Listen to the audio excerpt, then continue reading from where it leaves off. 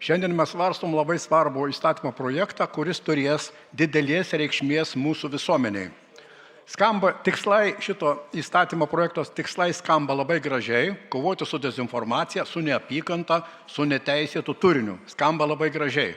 Tik tai įgyvendinimo metodai, tai yra labai jau seni girdėti, man iš tarybinių laikų, iš patirties aš jau žinau, tai yra cenzūros įvedimas. Aš suprantu, kad reikalinga, turi būti stabdoma dezinformacija, neapykanta kurstanti informacija, taip pat visą karą kurstant, neapykantą skatinanti, bet kokiu būdu jinai bus stabdoma. Iki šiol irgi yra draudžiama dalykų, kurie draudžiama skelbti. Yra dalykų draudžiamų. Ir teismas nusprendžia, ir tie dalykai turbūt šaldominami, knygas yra uždraudžiamas ir taip toliau. Šiuo atveju tą nuspręs padaryti etikos inspektorius. Vienavašališkai jis galės nuspręsti šalinti nepageidaujamą turinį. Ir koks tas turinys yra nepageidaujamas, tą irgi spręs etikos inspektorius. Kai kuriais atvejais yra aišku nepageidaujamas turinys, pavyzdžiui, susijęs su nepilnamečių apsauga. Aš dirbęs redaktoriumi, aš puikiai žinau, kad yra dalykų, kuriuos įstatymas draudžia skelbti apie nepilnamečius, apie jų nusižengimus, apie sveikatos problemas ir taip toliau.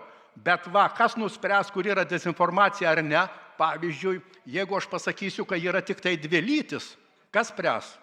Kas spręs, ar tai yra dezinformacija, jeigu aš pasakysiu, kad klimato kaita yra susijusi ne su anglies dvideginiu, o su ciklinis reiškinys susijęs su gamtos kosminiais reiškiniais. Tai dezinformacija ar ne? Ir jeigu aš dar pasakysiu, kad yra tik dvi lytis, ar čia bus neapykantos kurstymas, ar dezinformacija, ar tai bus faktas? Ir kas tą spręs įdomiausia? Ne teismas spręs, pareigūnas, valdininkas spręs. Ir tas turinys bus pašalintas, sakysim, televizija bus jau bankrutavusi, po to bus uždrausta jai skelbti tos dalykus, po to galės kreiptis į teismą, atbulinė regreso tvarka. Tai jau yra, suprantat, tiesiogiai cenzūros įvedimas. Ir tas sprendėjas, kuris spręs čia tiesa ar netiesa, neapykanta ar neapykanta, tai bus kaip Orvelo tas antiutopijoje, tai bus tiesos ministerija. Šiuo atveju ne tiesos ministerija, bus tiesos ministras.